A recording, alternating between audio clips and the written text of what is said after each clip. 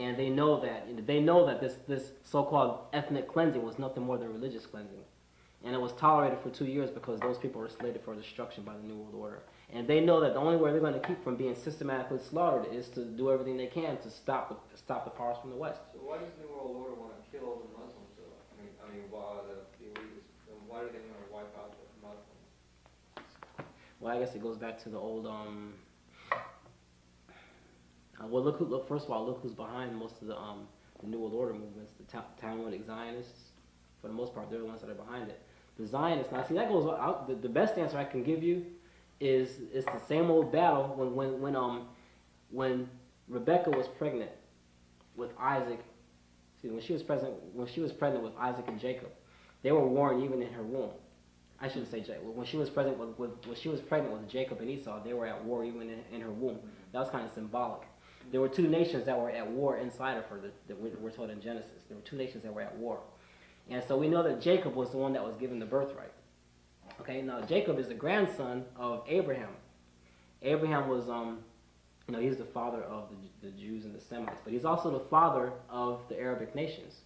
The controversy goes all the way back to Abraham's two sons, Ishmael and Isaac. Hagar was Abraham's handmaiden, or his wife's handmaiden, you might say, and Sarah was his wife. Now God promised Abraham that he was going to have a son through Sarah, his wife, and that his son was going to Abraham's seed through Sarah was going to be as numerous as the stars in the sky and as the sand of the sea. So that promise was fulfilled through his son Isaac and Jacob, Jacob had 12 sons, or the 12 sons of Israel. But it was also promised to Ishmael that he was going to also be the father of a great nation. And there was controversy. Sarah got upset when when Hagar was pregnant, and she couldn't get pregnant at first, and there was contention between Hagar and Sarah. And so finally Abraham told Sarah, his wife, to send away Hagar, and she sent her away into the wilderness, and there was a lot of bad blood. And ever since then, pretty much they've been fighting. It just goes back to that same old contention between the Arabs and the Israelis.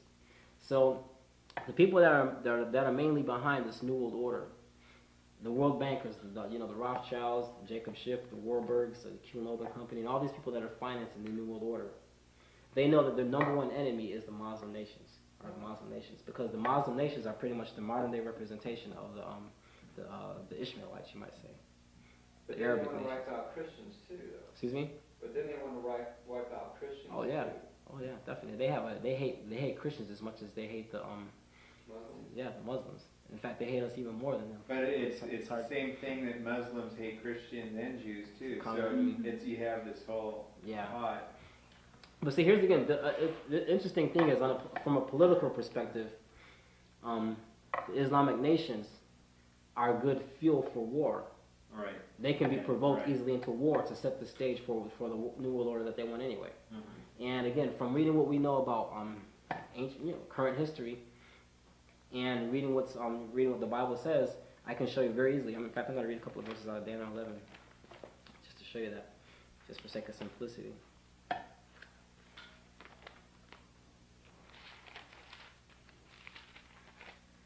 I wish I had that map up here, but I'll show it out of the map in a minute. In Daniel chapter 11, I should say. It says, also in the first year of Darius the Mede, how it's wrong is there. I'm going to hold up this map so that it can be seen.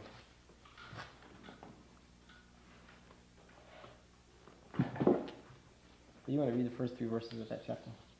Of Daniel 11? Yeah, Daniel 11. In the first year of Darius the Mede, I took my stand to support and protect him. Now then, I tell you the truth, 3 more kings will appear in Persia, and a 4th who will be far richer than all the others. When he has gained power by his wealth, he will stir up then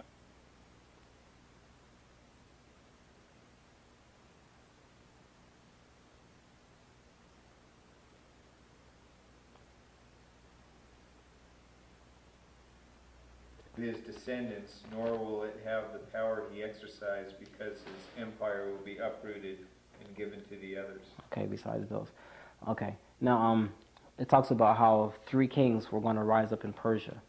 Persia is an Old Testament name for what we now know as Iran. Geographically, it's the same place. In fact, Ayatollah Khomeini was known as the Little Persian. He was called the Little Persian. So it says that there's going to rise up 3 kings in Persia, and the last one was going to be far richer than all of them. And it says by his strength, through his riches, he was going to stir up everybody. He was going to be stirring up the whole Islamic, you might say, the whole Islamic contingent against the realm of Grecia. I'm not sure if you probably have. Is that a King James that you have? No, it's NIV. Okay, in the Old King James, the term it says he shall stir up all against the realm or the kingdom of Grecia, Grecia. In the Old Testament, that doesn't necessarily specifically mean Greece. It means the power from the west. Now we know that the United States is the leader of the Western Alliance. You know, just go directly west from Syria. Look where that leads us. Almost smack dab into Washington, D.C. Isn't it interesting how they line up so perfectly? East, west, north, south. Isn't it interesting? Now, Daniel chapter 11 is just a commentary, is a very detailed commentary on Daniel chapter 8.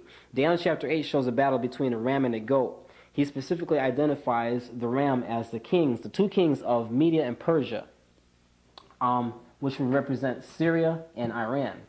Syria being Media, Iran being Persia. Okay? The one thing they all have in common is that they're all Islamic nations. So what it's talking about is that there's going to be a controversy between the goat, the power from the west, and Iran and Syria. Go home and read Daniel chapter 8 very carefully, because it talks about how it says that the west of the ram was pushing westward and northward and southward, and for a time in its history, none of the countries were able to stand against them. But it said that after a while, a rough goat was going to rise up in the west, and it says he was going to be very angry at the ram, and he was going to come from the west, and it says across the face of the whole earth, and it says he's not going to touch the ground when he comes. Now, when this happened in 1991 with the Desert Storm War, for so long I was saying, okay, was that the fulfillment of this prophecy? And not only that, it says that the goat had 1 horn between its head. And at the time I was trying to figure, okay, well, if we know that the United States is the power from the west, but what does the horn represent? Iran and Syria represent the ram. Okay, the Islamic contingent over here represents the ram. And these 2 horns, or these 2 nations right here, are pretty much the controlling powers of that ram, according to Daniel's prophecy. He says that Iran and Syria were the 2 horns, and he says the higher one, or the bigger one, came up last. So the last Islamic power that we're going to have to deal with is going to be Iran. But it talks about how it was going to come from the west, and it's going to have to be an air attack. Any kind of attack that we make against them is going to have to be an air attack.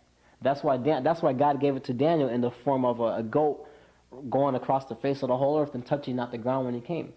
If you were listening to the debates that led up to the Iran-Iraq war, which I think was just a prototype for what's going to happen, they were debating whether they were going to send a ground attack against Iraq. But they were saying that Saddam Hussein had landmines planted. He had his troops trained for years, and he was saying that if the United States were to launch a ground war, it would have been a disaster for the United States.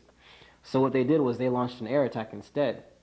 That was a perfect fulfillment. It was like set the stage for fulfillment of that prophecy. Coming from the west, going across the Atlantic Ocean and touching not the ground until they get there. But it says that after this battle takes place, the great horn that was between the eyes of the ram of the goat was broken, and in its place stood up 4 notable ones that were spread out toward the 4 winds of the earth. Look at the parallels. William Cooper, in his book Behold a Pale Horse, calls George Bush the first king of America, and in a lot of ways that's true, because during at 3:30 in the morning, you read on a chapter in his book entitled "Goodbye USA, Hello New World Order." He talks about that it was at 3:30 in the morning that they passed Senate Bill number 2834, which literally gave the president the power of a dictator. He wrote even more executive orders and national security directives than any other president before him, and literally gave over to the president the power of a dictator.